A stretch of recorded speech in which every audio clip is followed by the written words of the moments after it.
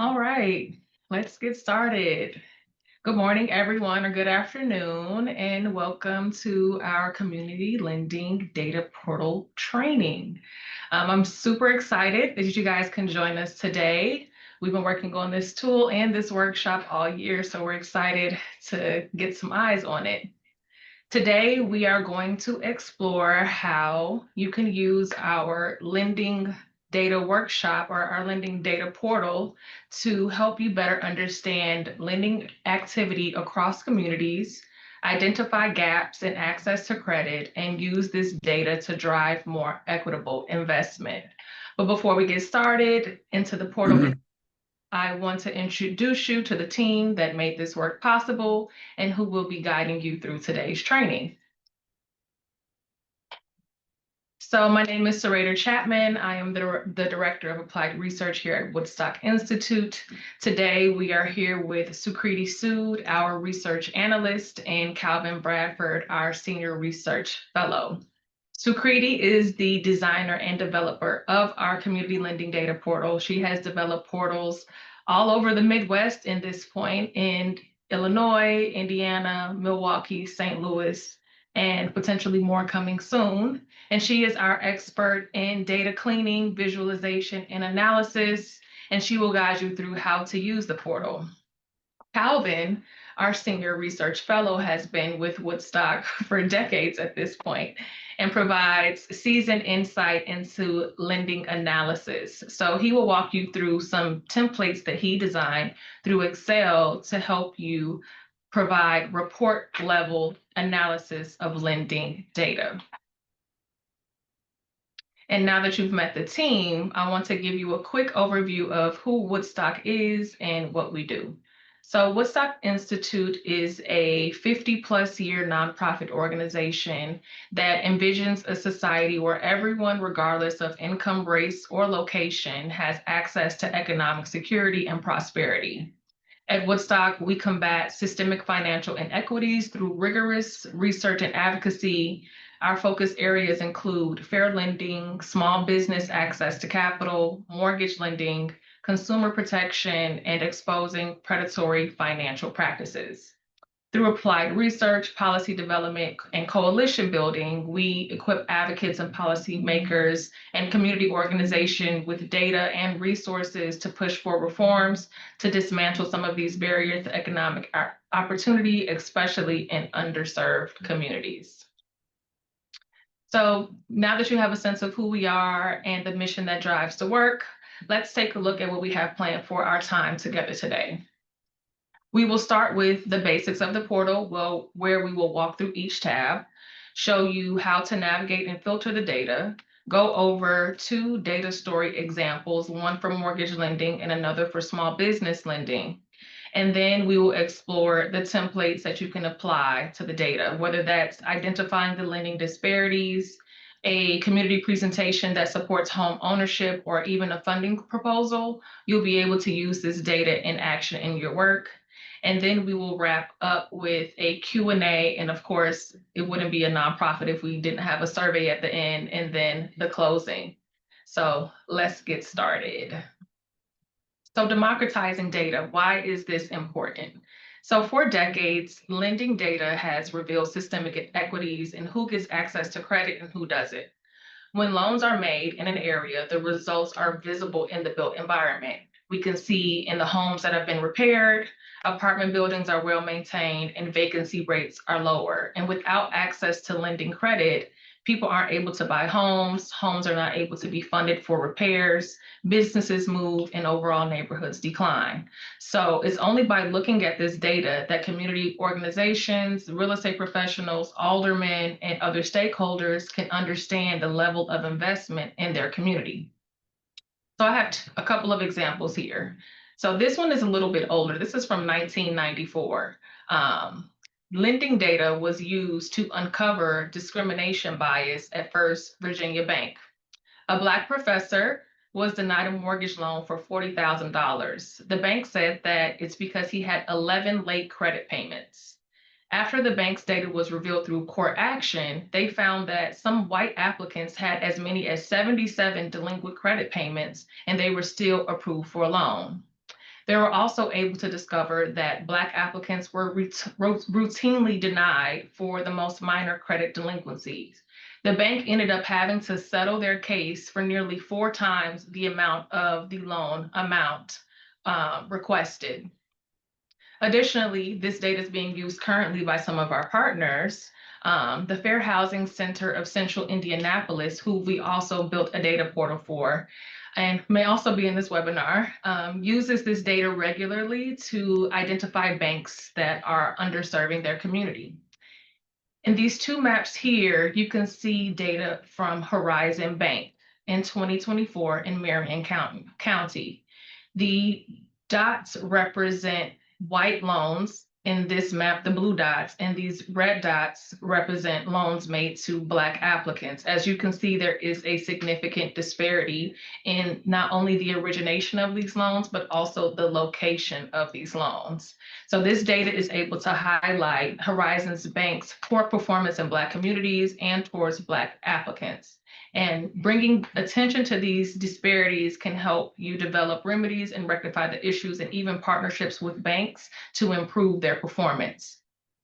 Stories like this remind us that the data isn't just numbers, it is evidence to help hold some of these financial institutions accountable and push for fair access to capital for everyone.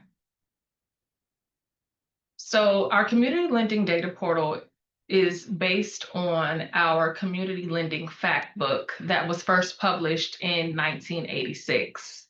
This looked at some of the same data sets and asked how much lending is happening in my neighborhood, what are the distinguishing characteristics of my neighborhood, which banks and savings and loan associations are lending in my neighborhood. We don't really call them savings and loan associations anymore, so you can see how dated that is. And which mortgage bankers are lending in my neighborhood. So this is how this data was used in 1986 when this was still a fact book that was printed. And this gives advocates, policymakers, and residents the power to see these lending patterns, identify gaps, demand accountability. And what we're doing with the portal is building on this legacy using modern tools. So by the end of this training, you guys will be able to understand mortgages and small business lending patterns in your communities, learn how to build capacity using the data portal, meaning you'll know how to find, interpret, and apply data to real-world issues, identify gaps and inequities in lending, access to capital to hold financials institutions accountable, and then use data to drive policy investment and systems change, whether you're in the government, community development, or advocacy. But also, this is a two-way street. We would love your input in how to shape and improve our data portal through your feedback.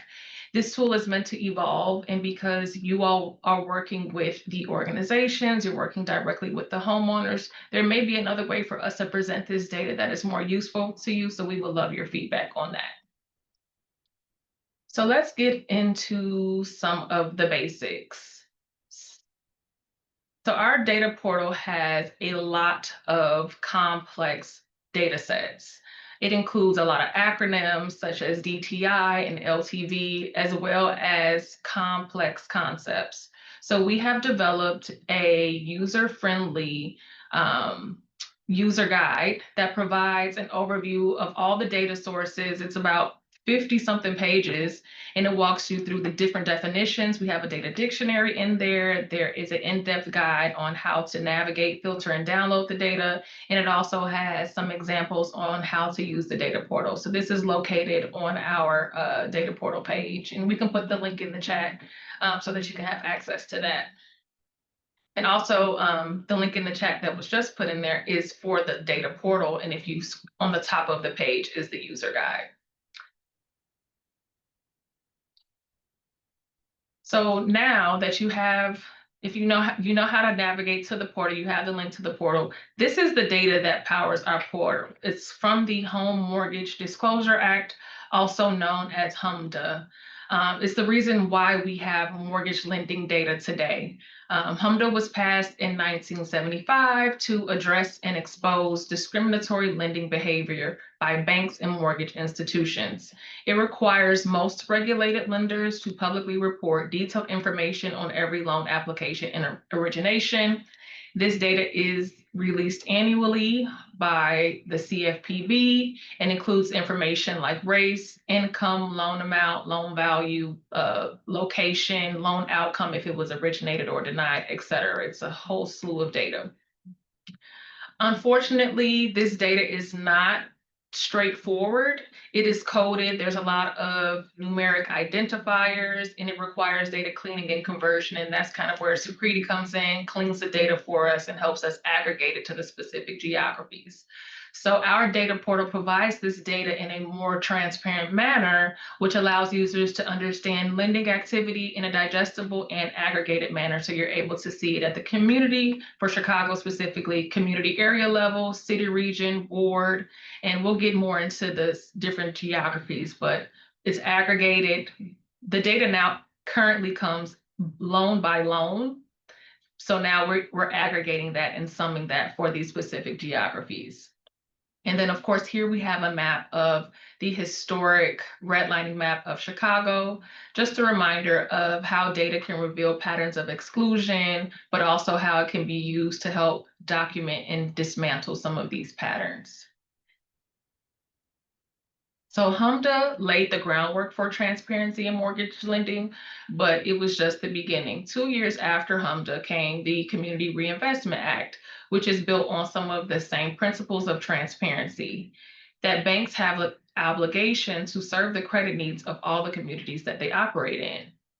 So the CRA was created to combat systemic disinvestment, particularly in low and moderate income neighborhoods that have been redlined or ignored by lenders. Under this law, banks are evaluated by federal regulators such as the Federal Reserve, FDIC, and the OCC to determine how they are serving the community. Each bank receives a rating: outstanding, satisfactory, needs to improve, or substantial noncompliance. And this can influence whether a bank is allowed to expand or merge. Together, HMDA and the CRA form the foundation for the data portal and allows us to follow the money. So now that you have a background on HMDA and CRA, the laws that make this data available and transparent, I'll turn it over to Sukriti, who will walk you through the data portal itself and show you how to navigate and filter the information. All right. Well, good morning, everyone. A few housekeeping rules. In case you have any questions, the Q&A is enabled. Please put your questions in there. And a few minutes ago, I put the link to the portal in the chat. So if you would like to walk along, please use the link, go to the portal, explore with me. And yeah, let's get started. Okay. So now that you've learned about the brains of the tool, let's learn about the bronze. In my presentation, I will start by walking you through each tab and showing you how the pieces fit together, followed by how you can download the beautiful charts and tables that you create, and end with teaching you the power of filters and how you can make the most out of them. So let's get started. Well, what you see on here is the introduction tab. Think of this tab as a concise version of the user guide. These 4 pages of the introduction are accessible by clicking the arrow that you see here that's highlighted by the red box. And it gives you information on who we consider as our stakeholders, our primary user base, a summary of this tab by tab presentation that I'm about to give, information on all the filters that are in here on the portal, and any important updates or notes that we have to share with the users. So if you ever forget what I said here or what to do, and you're too lazy to open the resource guide, just go and explore the 4 pages of introduction. Yeah, it's a succinct version of our user guide. So do not panic. Get started here. Um, so I am skipping over the pages 2 and 3 of the introduction tab, and this is the fourth page of notes that I was talking about. Um, Remember when I said, oh, we put all our updates here? This is the page where you'll find that. It also has a date of when I last updated the page, so you know what's going on. Well, moving on to our first data tab. Here. This is our overview tab, which gives us the demographic and socioeconomic characteristics of whatever geography you select. This is powered by ACS 5-year data. So on this page, I have displayed the data for year 2023, as you can see here, and then the city of Chicago. This is enabled by selection of filters, which I will come to in a bit. Meanwhile, I would want you to pay special attention to this red box here. That does exactly what it says. That is reverting the filters and takes your portal back to being a blank page, meaning displaying information for all years and all of Illinois. I would also like to take this opportunity to highlight the two similarly titled bar charts here, namely share of homeownership and homeownership rate. So the share of homeownership bar chart here gives us the percentage of homeowners by race, meaning out of all homeowners in Chicago, 7.7% are Asian.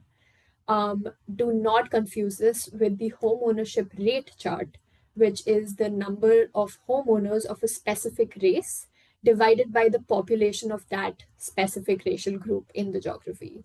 So, this chart here tells us that 48% Asians in the city of Chicago own their own homes. Um, so, just wanted to clarify that, and this tab is yours to play with. Moving on to the next one, the top lender tab. This is our second data tab, which is powered by the Home Mortgage Disclosure Act data and gives us the top X number of lenders in a selected geography. This table has a variety of variables listed, like the number of applications, the number of originations, the percent originated, the loan amount, percent originations. And do not forget to scroll right because there are a couple more hidden in there. So I'm going to leave this for you to explore. I would like to point out to the right side of the page. Actually, before that, I would like to point out to this tiny button here that allows you to sort the lender names in alphabetical order, if that is something that you would like. And then I would want you to move on now to the right side where you see a bunch of filters here. So the first filter is the number of top lenders that you want. Remember the X that I had mentioned a couple of minutes ago? That this is that X. So X can be anything, starting from 10 to 100 in increments of 10. So go ahead, you can sort the number of lenders you want here. Next, you can sort the table, which is a parameter that allows you to sort the number of applications, originations, or loan amount, or LMI originations, or minority originations, and a bunch of other things that you can sort your table by.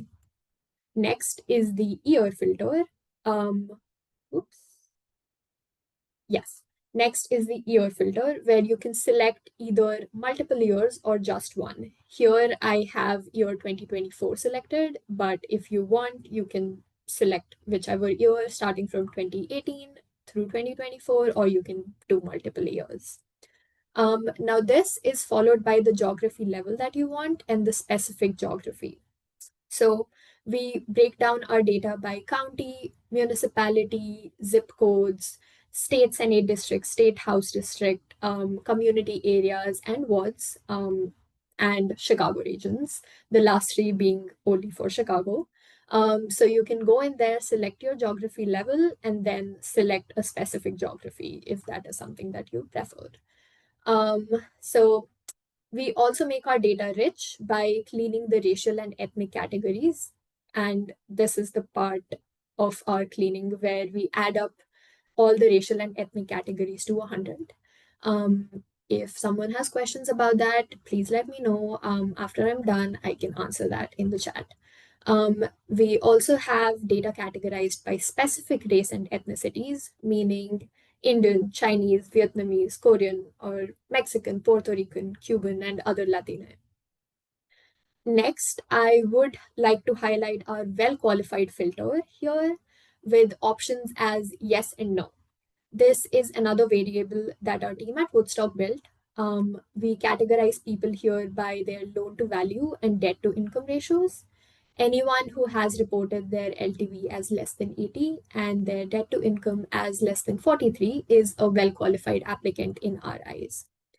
So, in the interest of time, I will move on to our next tab and pick back up on filters later.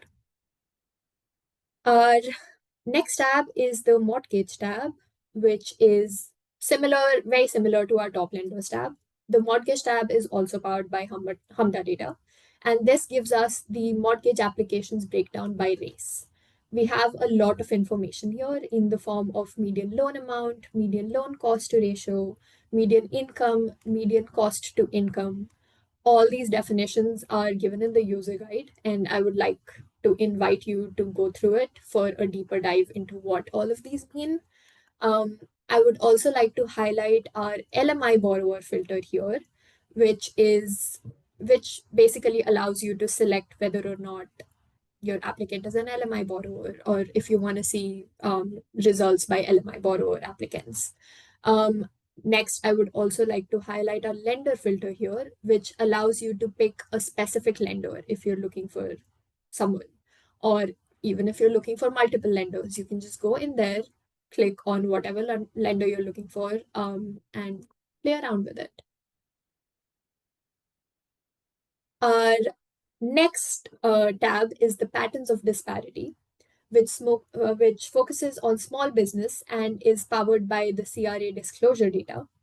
This tab analyzes small business lending by comparing the share of total number and amount of loans under $100,000 to the share of active businesses by census tract income level and non white population.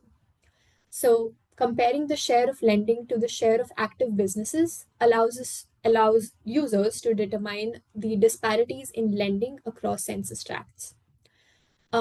Proportional lending would be where the share of active businesses, the number of loans under $100,000, and the share of the amount of money lent in the census tracts are equal. So all these bars that you're seeing should be almost equal in their category, and that would be proportional lending. I would also want to highlight here that this is a comparison dashboard where you can select two different geographies to compare.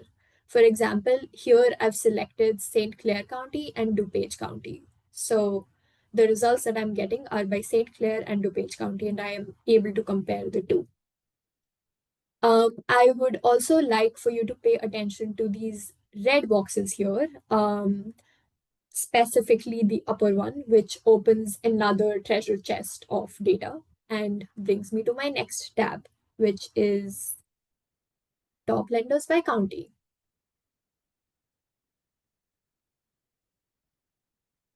So this tab is very similar to our previous top lenders tab, but do not get confused because this one is specific to small businesses. Also powered by the CRA disclosure data. Again, you can select X number of lenders and sort here by gross revenue less than 1 million in number or amount. I would like to highlight here that this data is only available by counties because this is the only information that we get from FFIEC. And I would also like to highlight that if you would want to go back to our patterns of disparity dashboard, this is where you'll click. And that takes you right back. Next is our foreclosures tab, which is slightly limited geographically. Since we have to pay for this data and we only obtain the data for Chicagoland area, that is what we have on here with addition of community areas. Um, Here we have a baseline chart that gives you information for Chicagoland, and you can compare that either to counties or community areas down here. So when you make your geographic selections, the chart below is the one that will change. And here you have the baseline chart to compare it to. Moving on to our next tab, which excites me a little bit again, is the bank branches tab. And this tab allows you to locate or see where banks are located in either counties, municipalities, or zip codes. This is powered by FDIC data, and you can not only see the bank branch locations, but also the lender deposits and the number of branches in your selected geographic area. Here, I specifically recommend making use of the lender filter at the bottom right to find your preferred lender's branches, or if you're looking at a specific geographic region. For example, here I am looking at the zip code 60602, which is where our office, Woodstock Institute, is located. And here I can see the number of bank branches that I have around me. If I want to go and open an account, I don't know. So yeah, that is how you use this tab. On the next page, I would also like to highlight the functionality of this map, where you can honestly cast a wide net and select specific areas to look at instead of using the geographic filter here. You can also zoom in and out of the map and use the magnifying glass to search for the geographic area that you want to look at.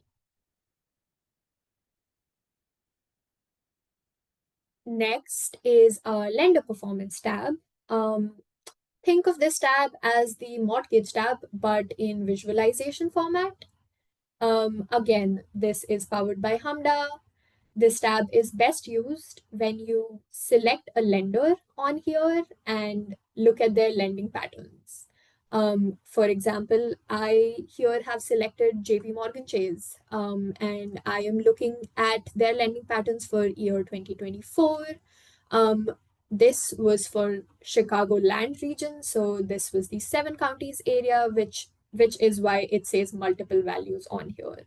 By the seven county region, I mean it would be Cook, Kane, Kendall, Lake McHenry, Will, and DuPage. So this shows you how I can even select multiple counties on here. And then if I wanted to, I could have selected all of these specific filters or values in here, and then that would have filled out my page. And in order to clear everything up, I can just go and click on revert filters again. So that is our lender performance tab. Now, last but not the least, we have our comparison tab that picks a few variables by their racial group from the mortgage tab and allows you to compare values amongst two geographies. So again, I would like to highlight these red boxes where I'm showing the geographies that I've selected. You would use the filters on the right again to select your geographies here. So here I am displaying data from year 2019. I haven't chosen a specific race and ethnicity. I could have done that. And then for my comparisons, I am selecting Cook County and DuPage County. So that is our tab by tab overview. I hope that was easy to follow along. Moving on, after all of those learning of all of those powers, let me show how you can actually create something and take it with you also. So how do you download the data? Now, if you see on your Tableau pages, there is this in the bottom, there is this rectangular box with a downward looking arrow. Um, this is what allows you to download the data. You can download data as charts or tables in an Excel, CSV, PDF, or PowerPoint file. Personally, I love the PowerPoint downloads because it's like the portal saying, "Here, I already made your slides for you, so go shine." Or you can download it in PDF format, and there you have a report. So, and if you ever forget how do you do this, you don't have to worry because the user guide is right there for you to again go back to. Okay, coming on to the next. How do we access the Woodstock data depository? Now, starting with what is the Woodstock data depository? So, all throughout the year, I put in a lot of work into cleaning these data files that power our portal. Um, Guess who's decided to provide it all to you all? Woodstock. So here we have all our data files that I've cleaned through the year and through the past years. So here you'll find all the files from 2024 to 2018 for Hamda, 2023 to 2018 for ACS, and similarly. So if you would like to use the files for yourself, if you do not want to specifically use the portal, or if you just want to go and recheck something, you have these files for your perusal. The link should be shortly put in the chat for the data depository. And yeah, you just go onto here and then download these files and use them for yourself. Okay, let's move on to the last part of my presentation, which is navigating the data and using filters to do that. So, filters are how we turn raw data into focused insight. Whether you're an advocate or a policymaker or a journalist or just a resident trying to understand lending in your neighborhood, using filters can help you find what really matters. Let's see how. Um, let's start with the basics. What is filtering? It is the process of narrowing down your data based on specific variables like year, geography, race, etc. Why is this crucial now? This is crucial for three reasons. One, it helps you reduce the noise in the data, which means it eliminates all the background things that you'll have. For example, if you just want to focus on 1 year instead of the 6 years that we have on the portal, you can just pick that one specific year. It helps us create clearer, more impactful stories from the data. And third, it allows us to answer targeted questions. Questions about who's getting loans, where capital is flowing, and whether that capital is equitably distributed. For example, we might ask, are investment mortgages increasing in certain communities? Or do denial rates differ between racial groups in the same neighborhood? So using filters lets you dive into questions like that with precision. Now, what do we have on the portal? We have a wide variety of filters available for you to use on the portal. And we've built this tool to let you slice and dice and explore data across different dimensions.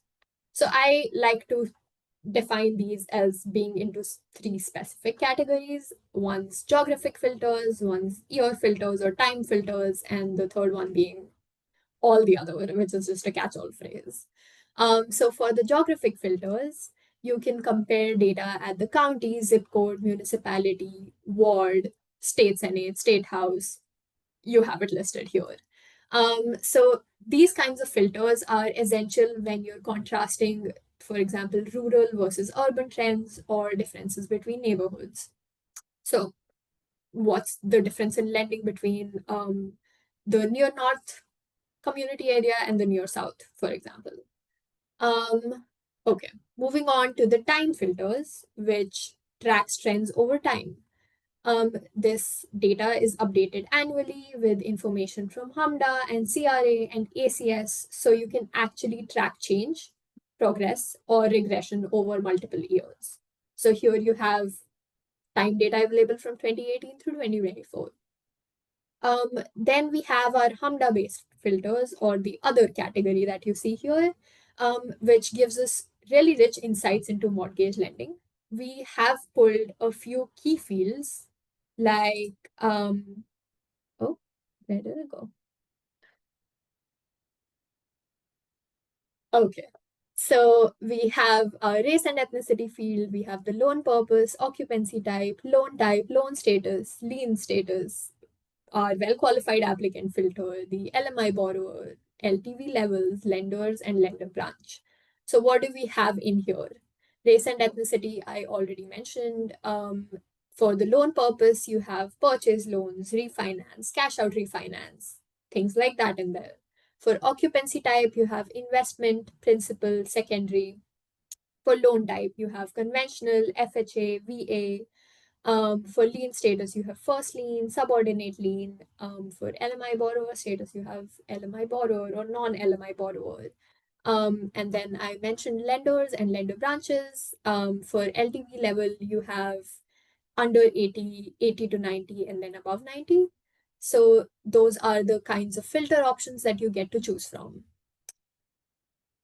And then there are a few more fields that are available through the CFPB for advanced users, but in our understanding, these are the most useful ones. So this is the kind of data that we pull.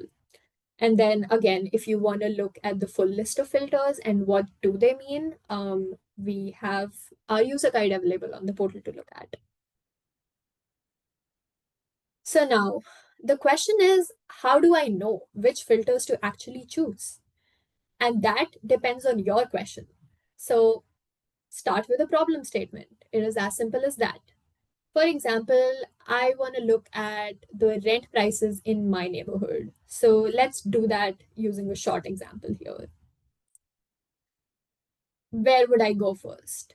I think I would go to the overview page because that has the gross rent information here. So that is what I do. I go to the overview page and this is what it looks like without all the filters in here. Now I said I want to look at it in recent times. So what does recent times mean? For that, I would go and look at the year filter on here. What do I have here? 2018 through 2023. And recent times meaning, okay, let me just look at 2023. So that's what I select on here. Now, next I would ask myself, where do I live?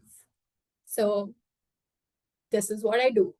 In Chicago, what's the community area that I want to look at? So that is the geographic level that I would go and select.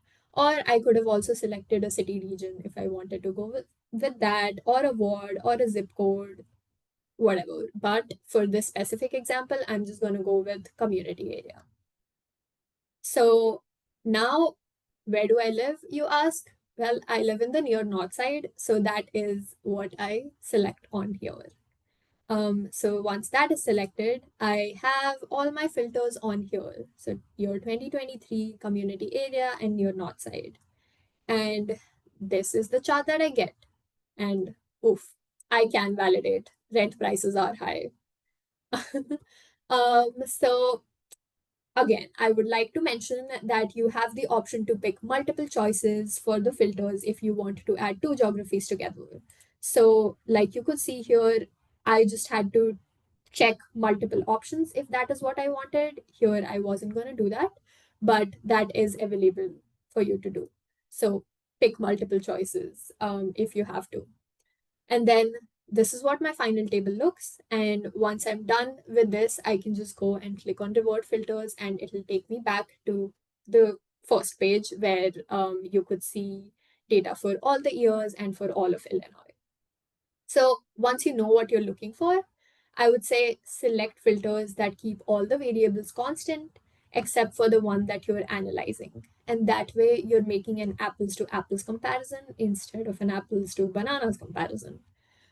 Um, okay, so let's go on to the best practices for using filters. This will make your experience smoother. The first one being be consistent. If you're comparing across race, for example, make sure every other filter is set to being the same. Like year, geography, loan type, they should all be the same. Second, check your assumptions. Sometimes filtering shows you surprising patterns. Let the data challenge you. And then remember that Some of the filters like community area or ward or regions are only available for the city of Chicago. So be mindful when you're applying those. And finally, to wrap up, filters are your lenses into data. They help you move broad observations to actionable insights, and that is what this portal is all about. So, our goal with this Tableau powered tool is not just to make data accessible, but to make it meaningful and transparent, and to empower you to use it for community insight, advocacy, and accountability. So, thank you for joining me on this journey. And I would now like to pass it back to Senator so that we can test what you have learned. You'll be graded on this. No, just joking. Senator, please take over. Thank you. Thank you, Sukriti.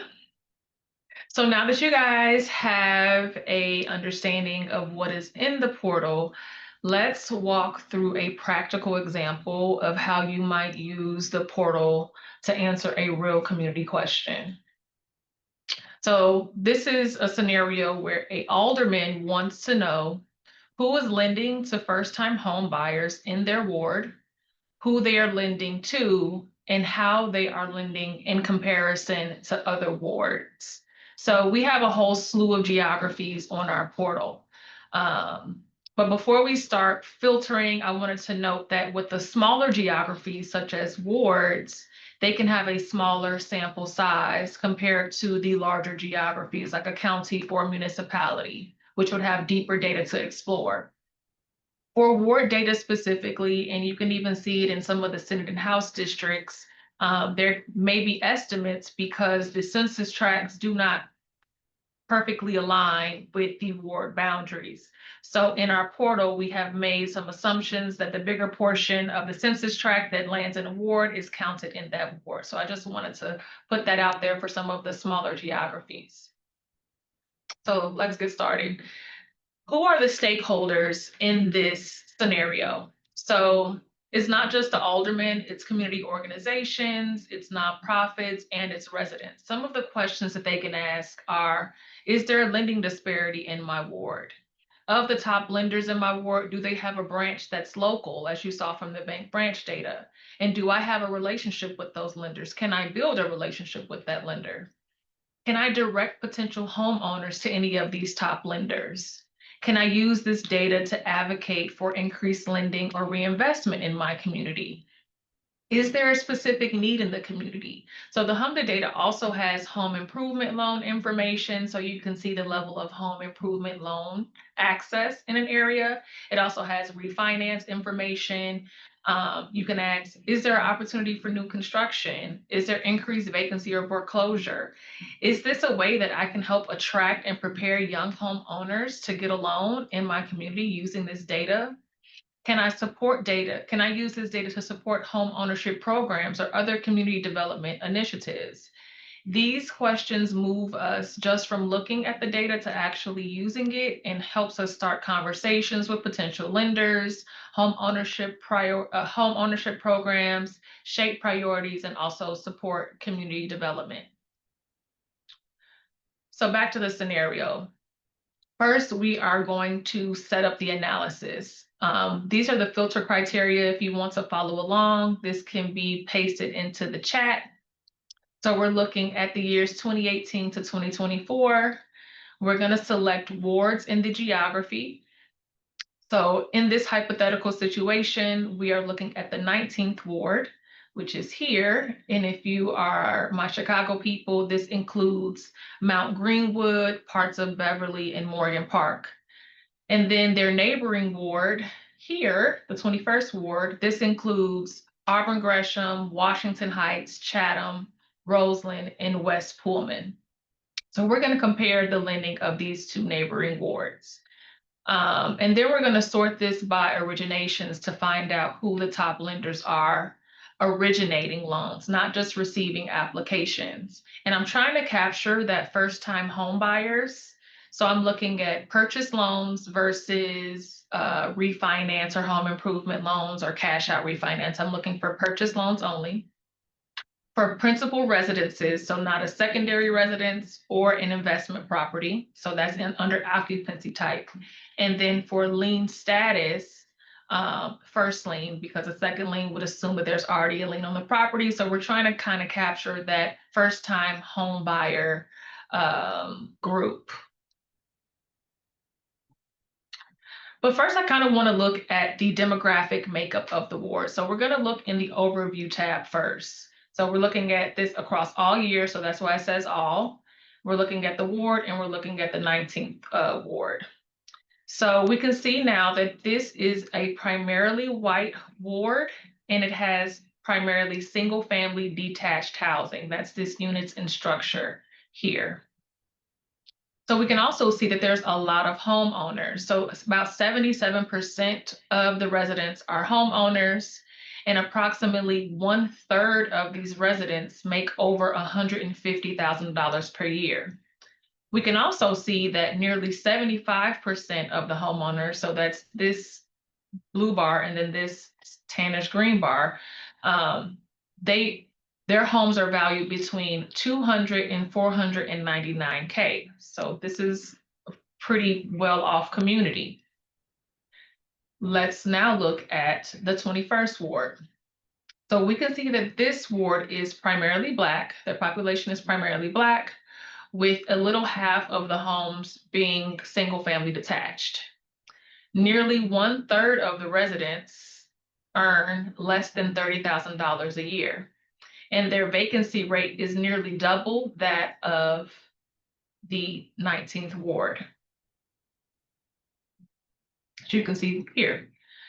These homes are valued lower than the 19th ward with 71%. So that's this this lime green bar and this dark green bar of the homes being valued under $199,000. Additionally, if we look at the occupancy, we can see that there's almost an equal share of owner-occupied and renter-occupied housing. And there's only a gap of 60% compared to the 19th ward, which is primarily owner-occupied. So we can see that the demographics and housing characteristics are significantly different across these two neighboring wards. So now let's look at what the lending data is telling us. So in the top lender tab, we have the data for the 19th ward, and then we have the data for the 21st ward. Guaranteed rate is a top lender of the 19th ward. We've also sorted by origination, so I also want to note that. But when we compare these numbers side by side for guaranteed rate, we can see that there are some real differences. In the 19th ward, guaranteed rate is the #1 lender. They received 626 loans between 2018 to 2024, and they originated 453 of those loans. So they have a 72% origination rate. While the 21st ward guaranteed rate received 365 applications, and they originated 227 of those loans, and they had an origination rate of 62%. So even though it's the same lender operating in both of these areas, the lending value and reach vary significantly, which can raise questions about access, outreach, and then borrower demographics. And we can find out more in our mortgage lending tab.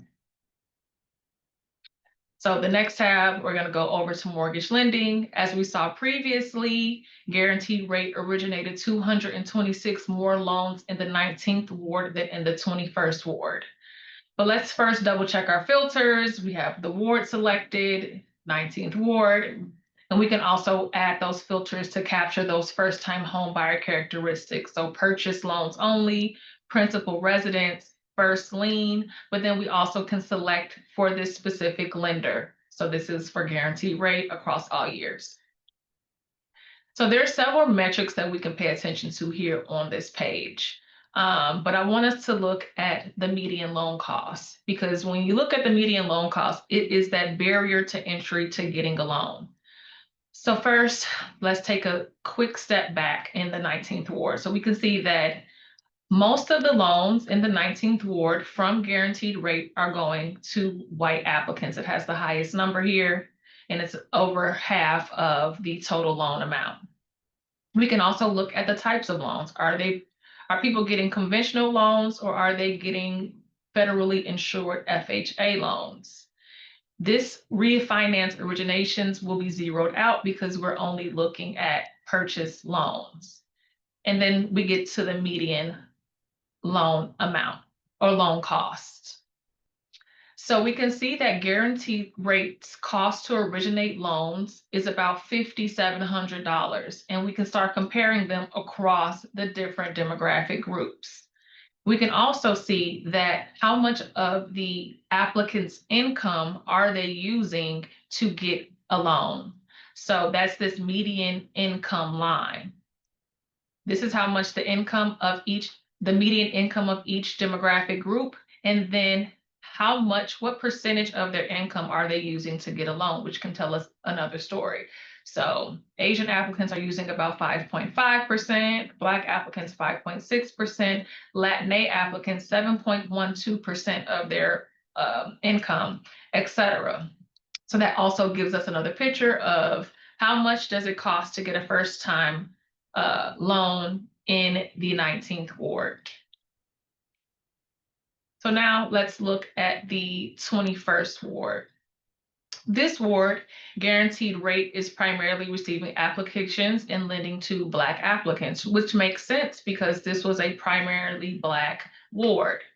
But we can also see that there are higher median loan costs for this lower volume of originated loans.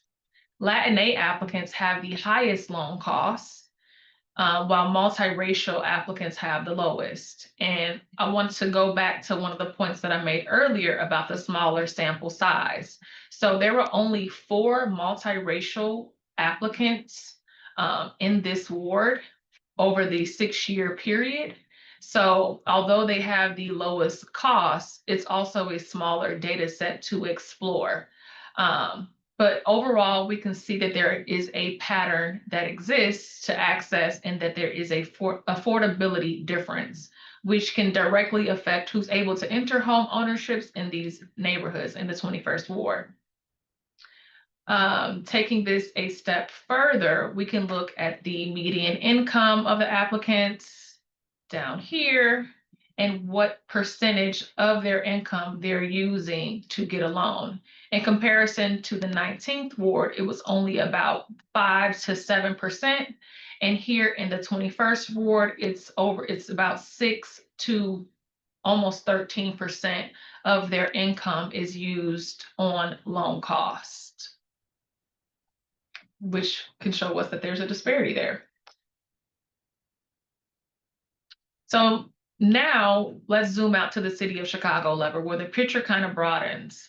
And again, we're looking at guaranteed rate, purchase loans, principal residence, first liens for the city of Chicago across all years. So one thing I do want to reiterate is to always check your filters, because sometimes with Tableau, if you play with it too long, it catches a filter and moves it to the next page. So just be careful and be mindful to check your filters when you're going through these our dashboard.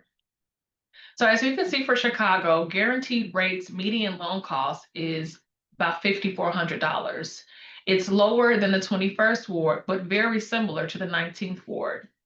We can also see that Black applicants face the highest median loan cost, while Pacific Islanders have the lowest, again, checking that there's only 13 applications. And I also want to note that if there is, and you'll see it in the next page, but if there is a demographic missing, or there wasn't applicants received within that demographic, it will not show on this page. But in the larger context, we can see that there are local disparities that fit within the larger context, and what we see at the ward level can be mirrored at the city level. So now just zooming into the median loan cost across the board and just mentioning the missing value. So you see this, there's no Pacific Islander here, there's no Native American here, so it just disappears. So you can see how the loan costs compare to the city for the 19th to the 21st ward. The 19th ward has more similar values to the city than the 21st ward, and it's expensive across all demographics for the 21st ward. And going back to the lending story, who was lending in my ward? The top lender is Guaranteed Rate. Who are they lending to in my ward and in nearby neighborhoods? We saw that on the mortgage page, and then how they are lending in my ward. And we can kind of see that reflected in the median loan costs. So Guaranteed Rate made far more loans in the 19th ward than the 21st ward. Loan costs are higher in the majority Black 21st ward for Guaranteed Rate. And then the citywide patterns kind of reinforce some of those local disparities. So these differences raise questions for policymakers and community advocates and lenders of like, what's driving these gaps? And how can data like this help close them? Is there opportunity for first-time homebuyer costs to support for first-time homebuyer costs in my community? And is there someone locally that I can talk to? So that goes to our bank branch data tab. So let's look at where Guaranteed Rate banks are located. When we try to map Guaranteed Rate's presence, they do not have traditional physical banking footprints, and they primarily operate online or in non-traditional office settings. So you will not find Guaranteed Rate branches.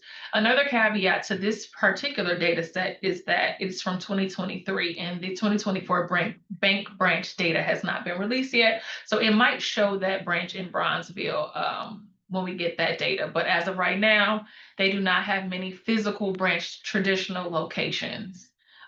So that could also be driving how, and this is a great example of how combining the lending data with the bank branch data can reveal some banks and how they're serving the community or relying on virtual models that could potentially leave areas behind. And that you'll see that here in the bank branch. I just selected the all years municipality, and then when I search Guaranteed Rate here, there were no matches. So finally, let's take a look at the overall lender performance, which Sukriti said visualizes data points from the mortgage tab. Here we have Guaranteed Rate selected. You're able to see the lending outcomes across race, and you can also see the total amount across race. A lot of these bars in here, because this is a screenshot and not the live portal, you're able to hover over these bars to get additional data. But in this case, you could just kind of see the share. And this kind of shows you, okay, let's look at denials, for instance, the share of denials across these races, the share of origination across the races, the share of applications, and just double checking the filters. This is for Chicago all years, purchase loans, principal residences, first liens, and the other filter for Guaranteed Rate. And this type of visualization is really good for presentations and to quickly digest the broader equity analysis showing the lending patterns by geography. Which kind of makes these complex data sets a little bit more digestible and accessible. So that is it for the mortgage scenario. Next, let's shift gears and look at small business lending, another critical piece for community reinvestment. So the question that we are exploring here is, what is the level of small business lending in the far South side compared to the Northwest region? It's important to note that for small business data, it is a lot more limited than the mortgage data. For mortgage data, we have information for every single application that is put in. For the small business data, it does not have that same level of detail as far as race, applicant income, applicant loan amount, etc. And also, some community loans fall under thresholds that are not required to report under the CRA. With that being said, this portal includes two really valuable tools to explore this space. So it's the Patterns of Disparity dashboard, which Sukriti went over. But just to give you a little bit of history about the Patterns of Disparity dashboard, it is built off of a historic method used by Woodstock to assess small business lending. And you can find more information about the Small Business Patterns of Disparity report series that was done, let's say, in the 2010s. The last one was done in 2019, but it did a study looking at small business lending in Los Angeles, Detroit, Minneapolis, Fresno, and more, using the same methodology that we have here on our dashboard. And then we have our top lenders by county table, where it is similar to the top lenders tab that is the mortgage tab, but it's only at the county level. So let's dig into it. So we're looking at the Northwest side and we're looking at the far South side for 2018 to 2023. So this is the patterns of disparity dashboard. We're looking at all years, selecting the city region far south. So that's what you have here, and it's labeled up top. And then we have the city region Northwest. That's what we have here, and then it's labeled for these sets of bar charts. Out the gate, we can see that the level of lending in dollars is stark. So if we look at this axis here, this is only going up to $100 million of small business loans distributed. This one is $400 million of small business loans distributed. And I want to note that we are looking for loans under 100,000 because this is what supports real small business activity for businesses making less than $1 million in annual gross revenue. So we're really focusing on those real mom and pop small businesses. So starting with the far south region, we can see that most of the small business lending occurred in moderate income census tracts. Again, if you hover over these bars, you will get the exact percentages, but we can see that 40% of the active businesses are in moderate income census tracts, and they are receiving a slightly higher share in their loans. They also received about 123 million in total lending. So again, you can hover over there, over each of these bar charts in the active portal, and you can see that.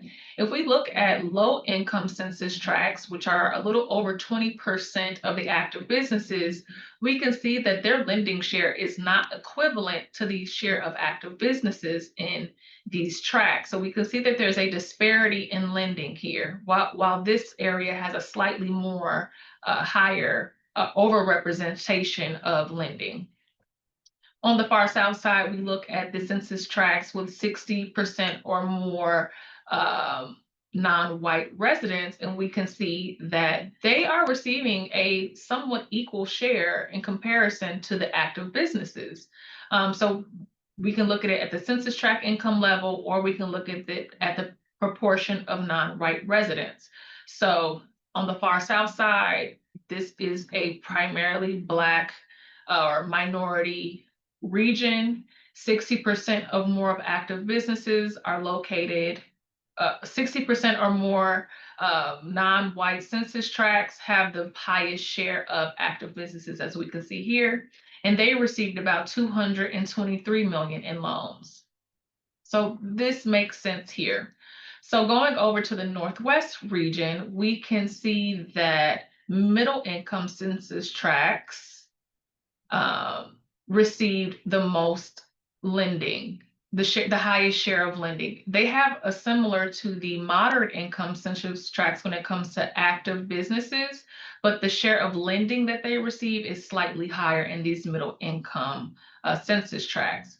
But what we see in comparison is that they received $423 million in small business loans. So that shows us that the northwest side of Chicago is getting more investment, almost more than double in small business lending in their overall small business lending. If we're looking at the proportion of non-white residents, we can see that census tracts with 40 to 60% of non-white residents had the highest share of lending, and this is approximately $512 million in small business loans. So the comparison illustrates both a geographic and racial disparities in small business credit access. The far south side, being majority Black, receives significantly less in total lending, even when we control for the income levels. So when we talk about these barriers to business ownership or commercial development, this is what we mean. The data quantifies these inequities and kind of just makes them more visible. But say that I'm working with someone, a small business owner on the far south region, which is in Cook County. I want to find out who can I suggest they go to get a small business loan. And we can do that using our top lenders tab. So we'll go over to our top lenders by county button, and we'll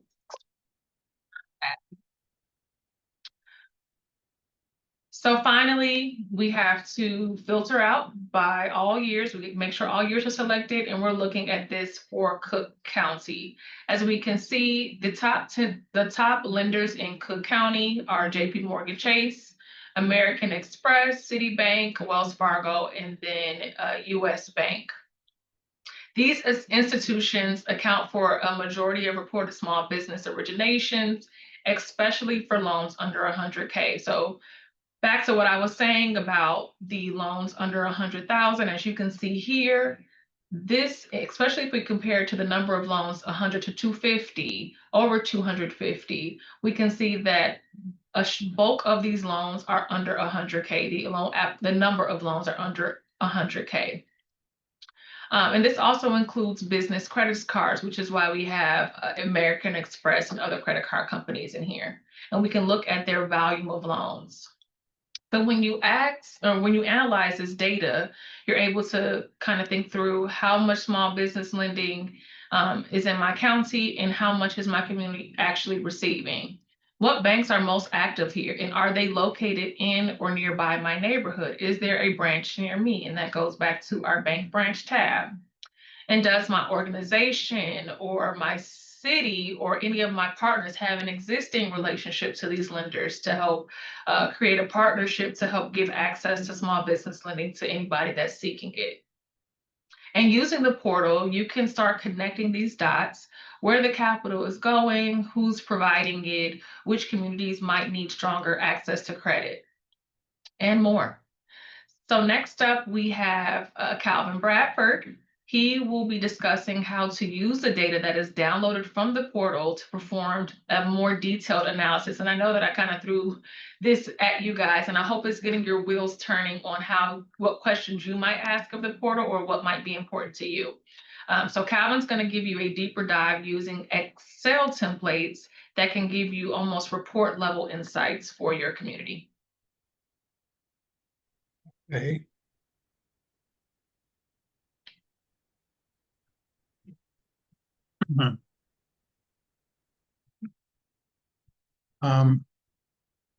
Not getting to that.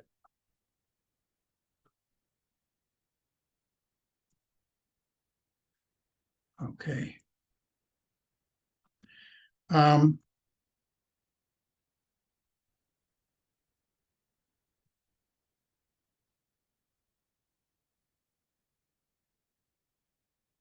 Okay, thank you. There are two, when you look at our portal, the data portal, in addition to the guide, which is up here, down near the bottom, you'll see these two links here so that you can download these two Excel templates. There's one for the top lender page and there's one for the mortgage page. And what these Excel templates are going to do is help you process and calculate a lot of the relationships that we've discussed so far and automatically produce tables and charts that you can print, because all of these templates already have pre-formatted printing structures. So you can print all the tables there and you can compare lenders by race and different areas. So I'm going to go through how these two templates work. But the first thing you should notice, and you'll see that when you open the templates, is that in order to get them to work, you have to have the macros work. In order to do that, each time you open a template to use it, you need to save it under your own name that you want to give it. Close it and open it again, and then everything will work. So the top lender template takes the data from the top lender tab on the portal and calculates each lender's market share of the area market for applications, which is a measure of marketing. What percentage of all the loans in a particular area are captured by, the applications are captured by this lender. And that shows their dominance in the market because they're affecting more people by their loan decisions. And the second one is originations, because that shows you what loans they're making in a particular area. And the third level we're going to use here is low and moderate income loans, to show you the extent to which they're serving low moderate income applicants, which is important generally, but it's also important because it's a focus of the Community Reinvestment Act. And also because the state of Illinois has its own Community Reinvestment Act. This will apply not only to banks, but it applies to credit unions, and it's going to apply to mortgage companies, even though they're not depository institutions. So to understand the concept, if we look at this hypothetical example, lender number one, these are all the applications in the whole market. And then below that is lender number one has 32,000, almost 33,000 of those. And then here are the originations, and here are the LMI originations. And we can see that this top lender has about 16% of all the applications, about 16% of all the originations, but only 10% of all the LMI loans. So one of the things you can see is by looking at someone's market share across these areas, we can see that this lender doesn't do as well at providing LMI loans. And essentially, one of the problems we always have is, how do we compare a big lender to a little lender? Obviously, the big lender has a bigger impact on the market, but who's doing the best job at serving various types of people? Because we might want to deal with that lender if they're active in our neighborhood. Or we might want to be concerned if they're active and they're not doing so well. If we go down here to lender number four, we can see that lender number four has about 3% of the applications, but a little more than 3% of the loans, and more than 4% of the LMI loans. So their market shares show that as a lender, given their size, they're doing better at LMI lending, much better than lender number two, which is a much larger lender. So we can you can leave this issue, use this issue to make a set of tables. If a lender is serving all the markets equally, then the market share should be essentially equal. So the disparity that a lender has between its market share of, say, originations and its market share of LMI loans tells us something about how well that lender is doing. And we can use that to compare that lender to other lenders in the marketplace. So when you load data into the top lender template, you're going to load essentially 6 sets of data. You're going to go to the market template, use the filters to to define the particular set of loans and the area that you want to look at. And you're going to select and download one set of data for the whole area that you pick. In our examples here, we're just going to use Cook County. And then you'll do it again just for the Black applicants, just for the Latina applicants, one for Asian applicants, one for white applicants. And by going to our drop-down menu for race, if you just eliminate the race not reported in white applicants, that gives you data for all minorities collectively. So you'll get data like this.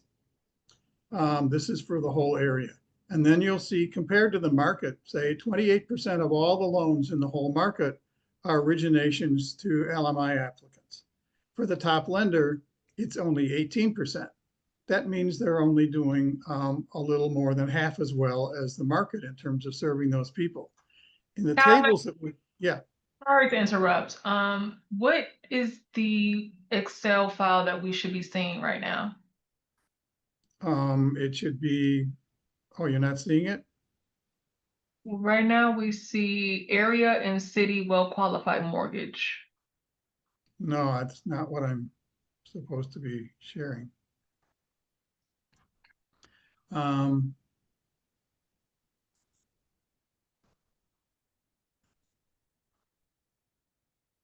Okay. You should be seeing this. I know this doesn't seem to work properly for me.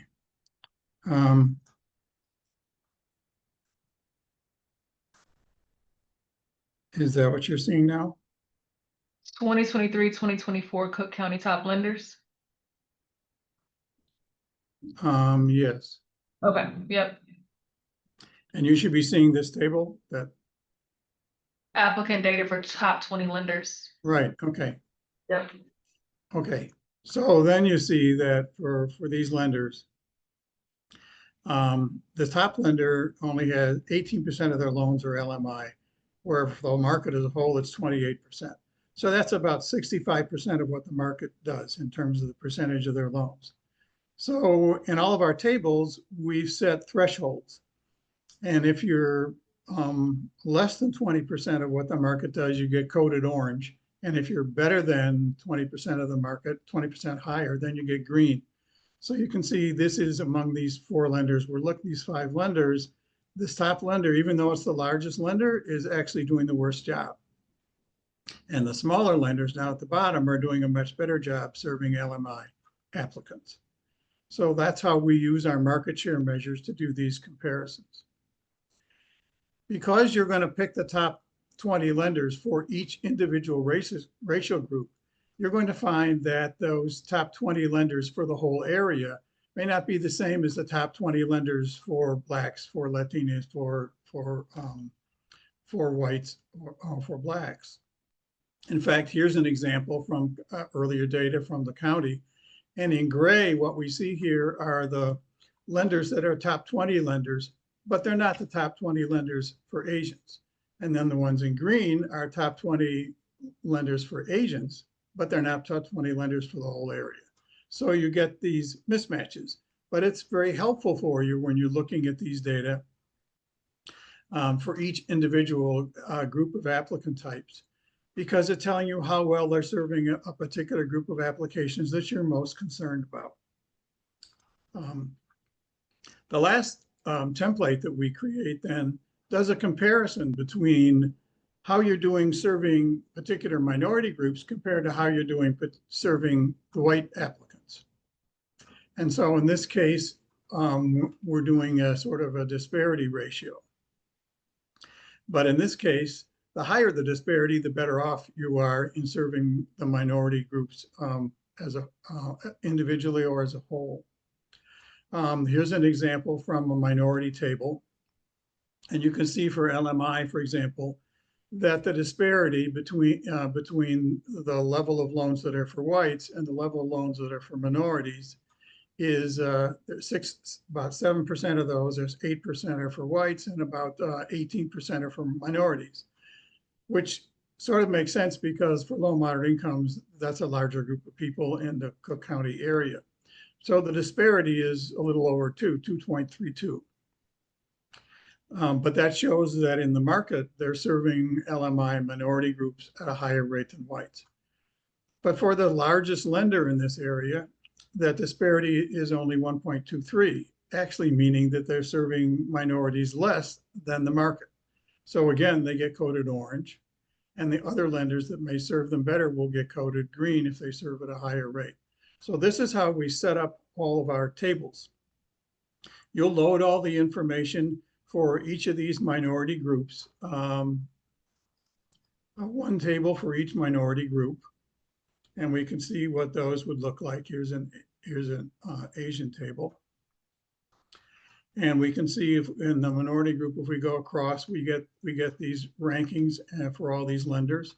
So Citibank, for example, has a very high level of serving LMI loans to Asian groups, much higher than the other lenders, and Guaranteed Rate has a much lower level of serving LMI Asian groups. And then if we look at the one with the worst record of serving LMI Asian groups is Proper Rate LLC, which is actually a joint project of Guaranteed Rate and At Properties Real Estate Company. And it actually is a high-end lender, focuses on white markets. And then the best lender for serving Asians across the board in this particular group individually is International Bank of Chicago, which has the highest rates compared to the market for serving Asians. So we can see how that works. When we do the comparisons, the disparities between minority and white applicants, there's another 4 pages in our table that are generated automatically in the template that allow you to make these comparisons represented in this table that we reviewed. And we can see when we go to the minorities, we can see how that table works. And if we look for, in this case, Asians again, we can see how in that particular, I'm sorry, I'll go to the minority to white table. We can see again how that table works and those lenders that came out with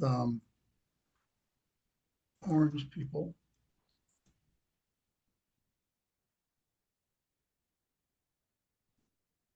Oops, I'm sorry. We see how, okay. No, wait, it's going.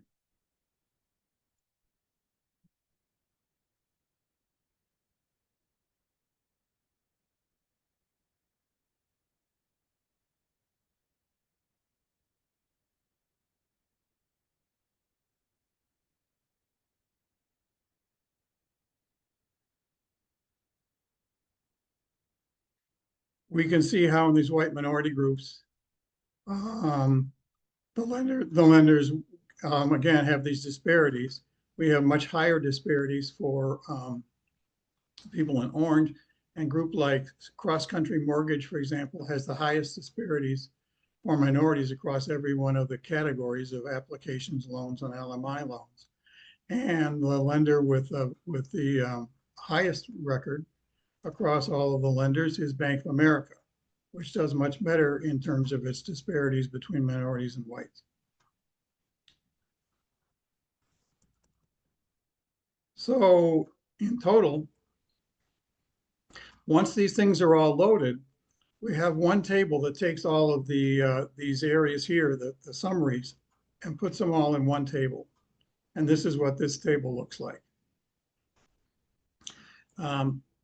And it's just for all these particular lenders.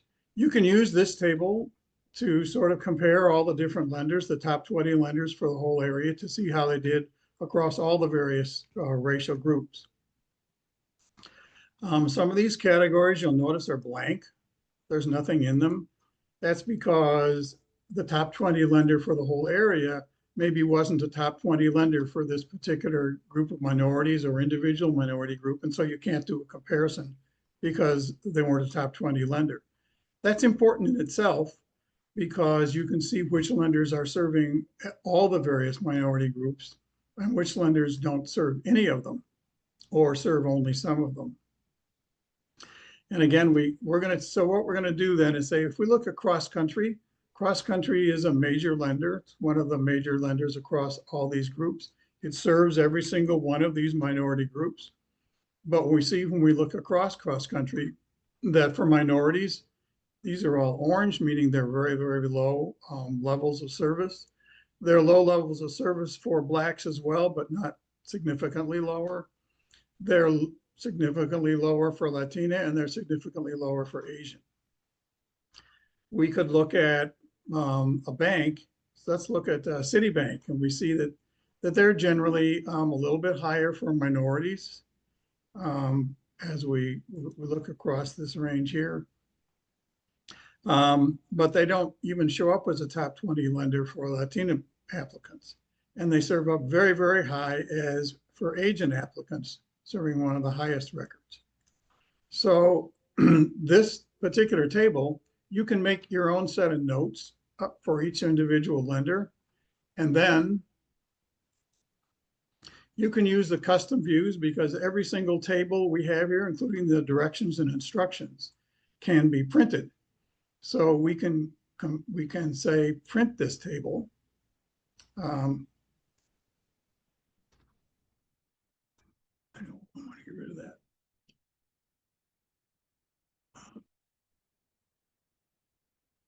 Okay, to rid of this thing here. So I want to show this table, and this will allow me to print this table.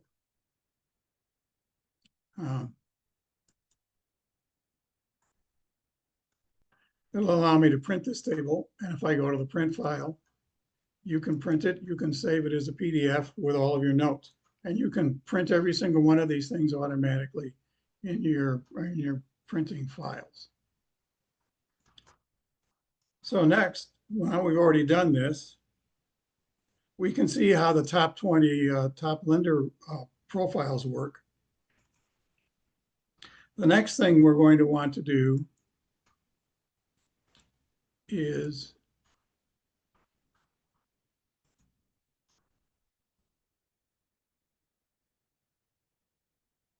use our top lender mortgage tab. And just want to get rid of this thing. So the mortgage template allows you to go and take a deeper dive on these particular people, the lenders that you picked. In this case, we're going to take Cross Country and Citibank, and we're going to see what happens if we give them a deeper dive by using the template for the mortgage tab. The mortgage tab takes the data you selected from the Woodstock portal and exports to the template and analyzes it by calculating measures of key lending patterns within each of our 4 racial groups, main racial groups: Asian, Black, Latina, and white. We could do other racial groups, but they tend to have very, very small numbers. And so for initially, our tab is going to concentrate on the major racial groups. There are 4 pages, which you'll see on this tab, on this template, at the bottom. That allows you to compare 4 different areas or 4 different lenders, or 4 maybe an area to different lenders, so that you can use each tab, which calculates the same information, and use it to do comparisons. Because some areas, lenders or filtered mortgage data tabs don't contain all racial groups, and we saw this in the presentation of the data that Sarader made. The data tab that allows you to prepare the data, here's an example that, for example, where if you look at this table where it's imported, under each of the categories from the mortgage tab, you should have a matching one for the exported data. But this one didn't have Native Americans. You can actually go down in our tab and say, okay, well, add a blank row from Native Americans. So now we've got a blank row for Native Americans. So at least we can use the table in the template, because you have to have all the cases. But then we see too, they didn't have Pacific Islanders. That doesn't match their category. So we can go down again and we can add Pacific Islanders. And now all the categories match all the way across the total, and we can export this into the table that we want to do, and it's going to make it part of this tab with all the data. When you export them into these tabs, you get tables that calculate these various things, measures, and you're going to get 15 tables.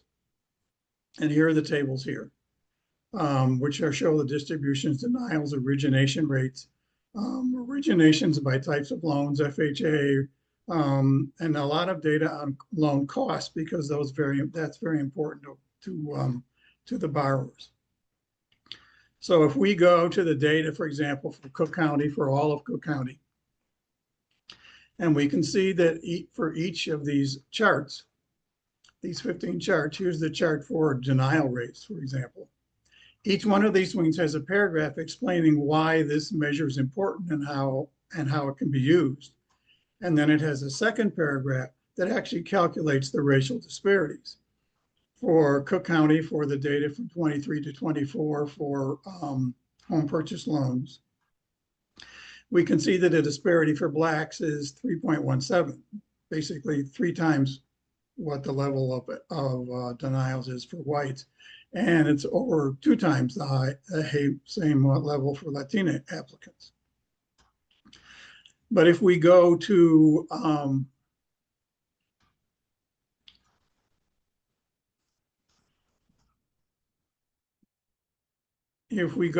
cross-country lender, we can see that overall denial rates are much lower. So in comparing the area to a particular lender, we can see what the differences are and how different lenders perform in the area. 17 to 11% here, and 6% and 4% here. Technically speaking, of course, the disparity rates are actually higher here, but the real denial rates are much lower. We can also go, say, as we go down our various tabs, we could go to the tab that shows FHA lending. For the whole market in Cook County, 43% of Black applicants end up with FHA loans and 25% of Latina end up with white loans. If we go to cross country, 54% of the Black lenders end up with FHA loans. So there's a lower denial rate, but you're much more likely to end up with an FHA loan.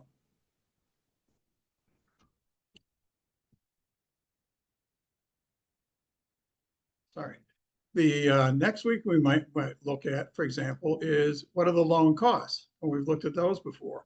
And we see that for Cook County as a whole, those loan costs are much higher for Blacks, over $8,500. And there's a disparity with whites. But if we look at those loan costs for cross country, we skip down here, they're actually even higher for not only for Blacks, but also for Latinas compared to what they were just for the market for the whole area. That's partly because FHA loans tend to be more expensive. So if you're looking for a lender where you think you're going to be more likely to get a loan, you might go to cross country, but you're more likely if you're a Black or Latina to get an FHA loan, and those loans that you get may be more costly. And the last thing that we would be look at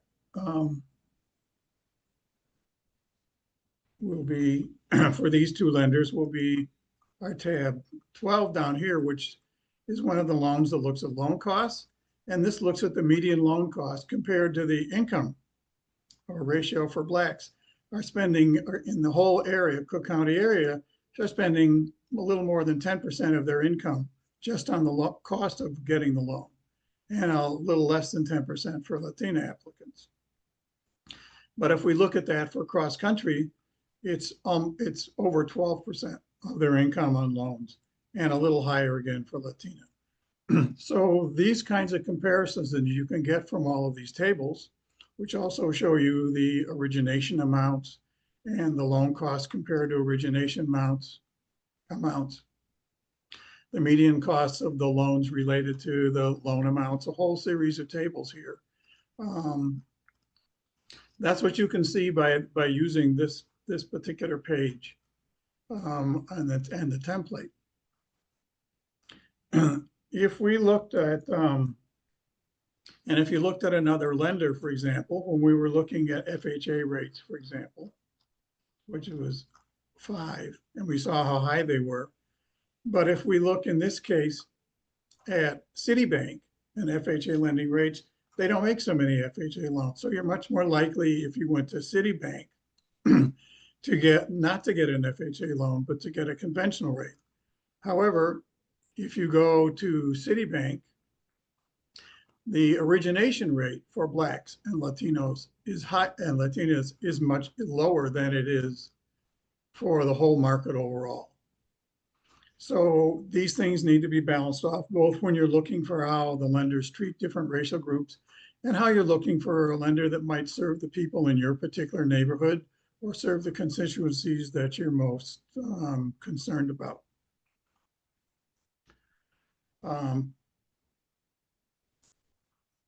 One of the things, again, you point out in these areas that you will be able to print every one of these tables. Again, if I go view and I go to custom views, just like the other one, I can look at the chart for this is for the whole county, and that's analysis 1. I can look at chart 5, which is the one that gives me this, and I can show that chart. And there's the chart, and if I want to, again, I print the whole chart along with the notes, and there's a space under there for notes. So you can print every single one of these charts. You could also just copy the chart and print it yourself, so that you have the ability in these templates to print all this information as well as the directions. And in the tables, and the top lender table where we had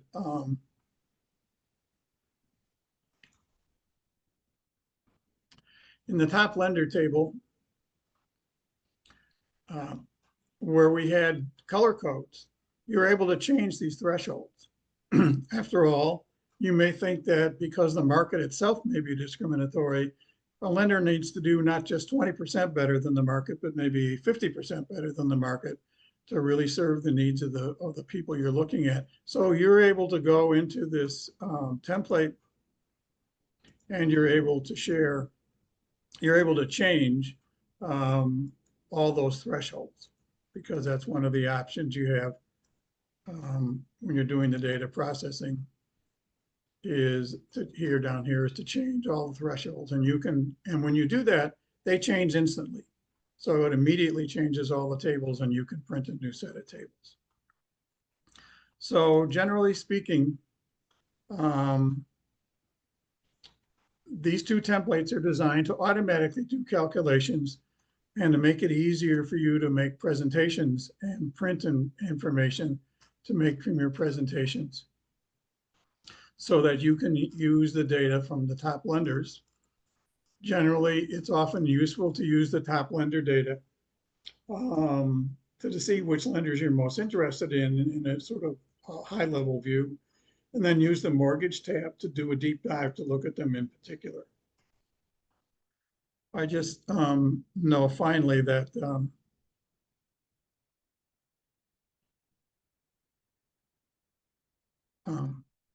that's all right.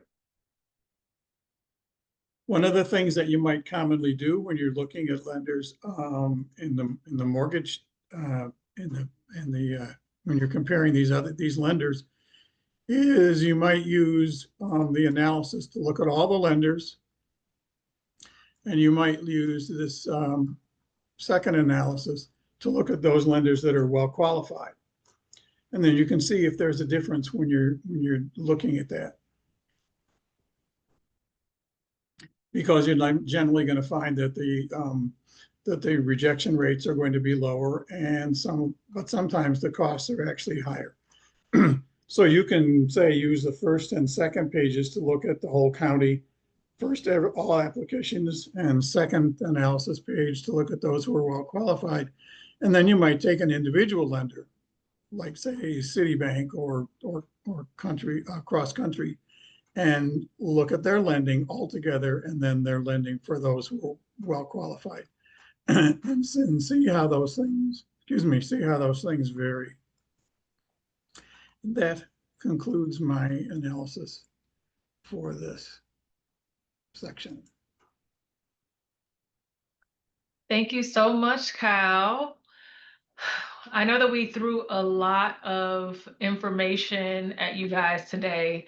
So just to recap, we started with the history of the Home Mortgage Disclosure Act, the Community Reinvestment Act, and then Woodstock Institute's Community Lending Fact Book. We transitioned into the data portal, where Sukriti walked you through all of the data sets and filters and visualizations that are included in the portal. She also showed you how you can download the data, and that is the vital part of Calvin's presentation, where you are able to go into the data portal, download the portal data as an Excel, and then upload it into those templates to get those deeper automatic reports. So it really is just copying, pasting that downloaded data from the portal into those Excel templates that Cal created to spit out those reports and bar charts and summaries that he provided. And then I kind of walked you through a scenario on how to best use the portal, some hypothetical scenarios of how to use it for mortgage lending analysis and how to use it for small business lending analysis. And I hope today that we showed you just how powerful HMDA data is and how the data portal is, that you can use it to understand lending activity in your community and create partnerships with local financial institutions to encourage accountability. So now that you have seen how to access, analyze, and present the data, I just wanted to bring us to our final portion, the closing, the survey, and then of course Q&A. The survey is about 5 questions long, so please take a couple of minutes to fill out our survey. It's very important to our work, and it will help us improve not only the data portal, but also this workshop experience.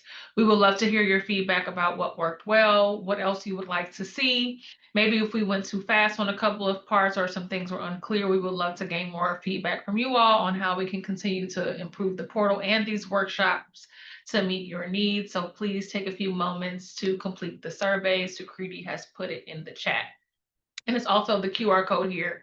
If you want to scan it real quick with your phone, that'll be great too. So let's open it up for questions. Please feel free to drop them in the chat or the Q&A. We are happy to clarify anything that was brought up or brainstorm how you might apply this to your own work. And again, thank you guys so much for attending. We really appreciate your partnership, and we hope that this was useful and valuable for you. Any questions?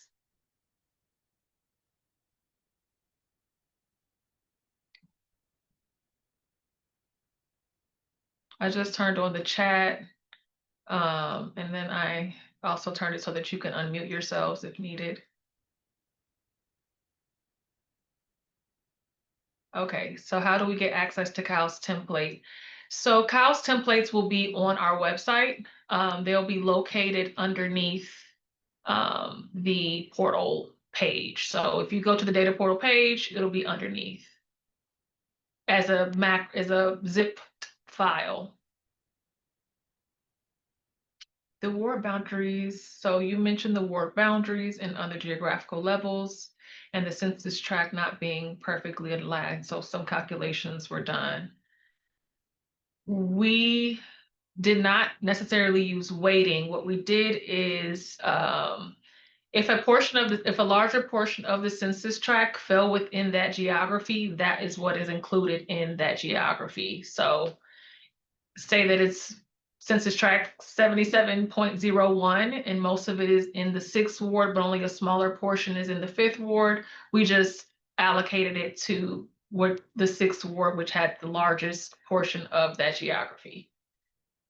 So, and this is only for wards, Senate districts, House districts, and for things like the community areas are coterminous with the census tracts. Counties are coterminous, Sukriti?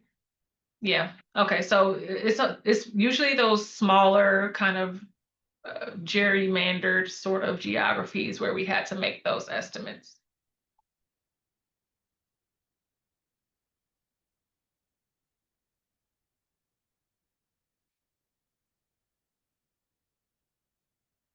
Is the bank location data included in all of the portals? No, they are not, but they are available if you want that in your portal.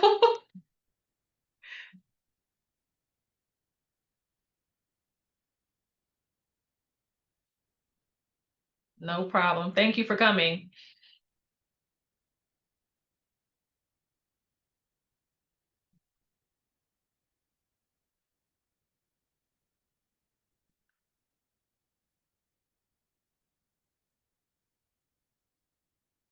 You know what? I do believe that Woodstock did some work with Bank on Chicago, but we can talk. We could definitely talk more about this, and we can provide our email. Let me see if it's already been included. Yes, our email. If you have any questions or you have any suggestions for partnership, please feel free to email us. All of our emails are here. So the source of the mortgage lending data is the Home Mortgage Disclosure Act.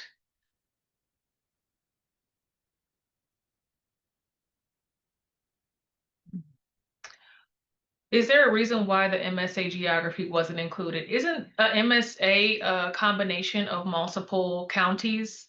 Well, you can aggregate in the portal. So if you want to select multiple counties that are in an MSA, you can aggregate them. But we thought it would be best to just have the individual counties and then have whatever stakeholders select those, add them all together.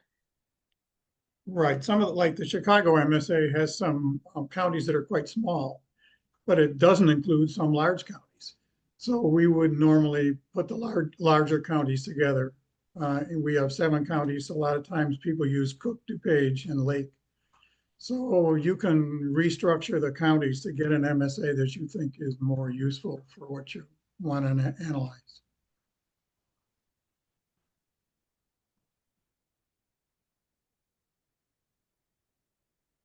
Okay. So the small business data is from the FFIEC under the Community Reinvestment Act.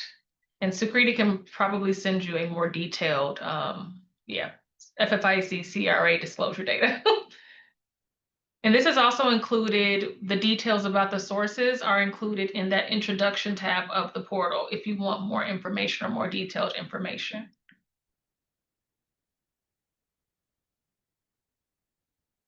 Thank you so much, Tracy. Glad you enjoyed it.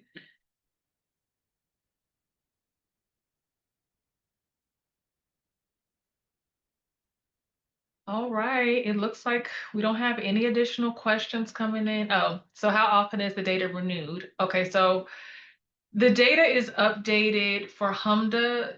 It's supposed to be annually from the CFPB, which is a government source. So going forward, we're hoping that it continues to be updated annually. Same with the US Census data, which is updated annually as well as, and is also a government source.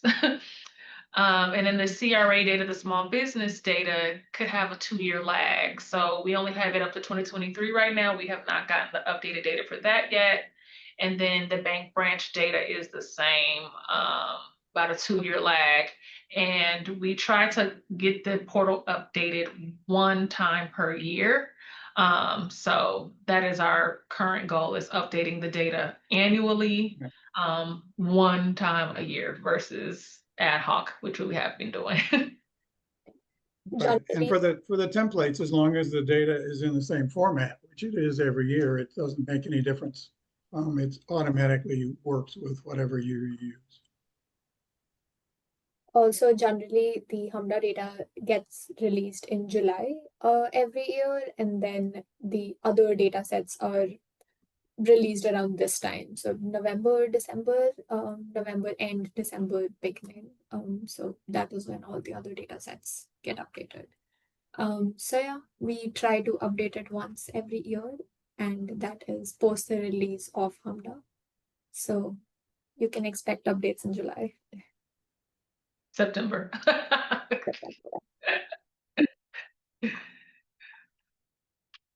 All right, guys. So if that's everything, thank you again for joining us. We really appreciate your participation and taking the time out to learning about our data portal. I hope this encourages your use. If you have any questions, please feel free to email any of the research team members. Also, our research at woodstockinstitute.org, we all have access to that. So that's kind of a catch-all if you miss us or if we happen to miss your email. Have a great day.